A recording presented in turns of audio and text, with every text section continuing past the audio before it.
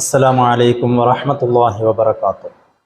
അള്ളാഹുവിനെ സ്നേഹിച്ച്, അള്ളാഹുവിനെ പ്രണയിച്ച്, അള്ളാഹുവിന് ഇഷ്ടമിട്ട് വെച്ച് ജീവിച്ച ധാരാളം മഹാന്മാരെ നമുക്കറിയാൻ പറ്റും. അവരുടെ ജീവിതത്തിൽ ഭൗതികമായ ഒരു കാര്യത്തോടും ഒരു മോഹമില്ല, ഒരു ചിന്തയുമില്ല. എല്ലാ സമയത്തും അള്ളാഹ് എന്നുള്ള ചിന്ത മാത്രം കൽബിൽ കൊണ്ട് നടന്ന അങ്ങനെ ജീവിച്ച ധാരാളം ആളുകൾ. ആ ആളുകളെ കുറിച്ച് പല ആളുകളും പറയാറുണ്ട്. ഭ്രാന്തനെന്ന് വിളിക്കുന്നവരുണ്ട്, കള്ളനെന്ന് വിളിക്കുന്നവരുണ്ട്, കല്ലെടുത്തെറിഞ്ഞ് ചീത്ത പറഞ്ഞ് ആക്ഷേപിച്ച് അങ്ങനെ പല രൂപത്തിലും അവരെ പ്രയാസപ്പെടുത്തുന്ന ആളുകളുണ്ട്. പക്ഷെ അതൊന്നും അവർ വകവെക്കൂല. അവർ സദാസമയമായിട്ട് ചിന്ത എന്താണ്? അള്ളാഹ് എന്നുള്ള ചിന്ത മാത്രം. ഇങ്ങനെ ജീവിച്ച ധാരാളം മഹത്തുക്കളുടെ ചരിത്രം നമ്മൾ പഠിച്ചിട്ടുണ്ട്. അതിൽപ്പെട്ടൊരു മഹാനായ ബഹ്ലൂലുൽ മജ്നൂൻ എന്ന് പറയുന്ന മഹാൻ.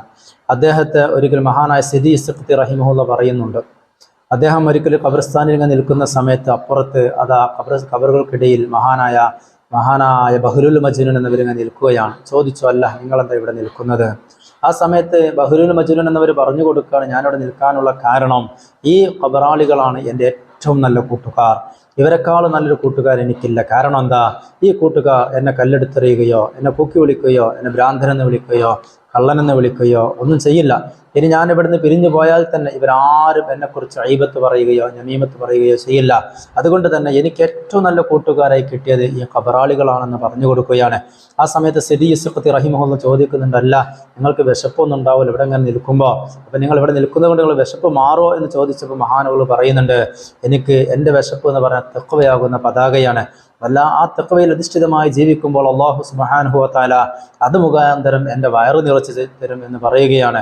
അങ്ങനെ ജീവിച്ച മഹാനായ ബഹ്ലൂൽ മജ്നൂൻ റഹിമഹുല്ലാ. അങ്ങനത്തെ ഒരുപാട് മഹത്തുക്കളെ കാണാൻ പറ്റും. അവരൊക്കെ തിരഞ്ഞെടുത്ത കൂട്ടുകാർ.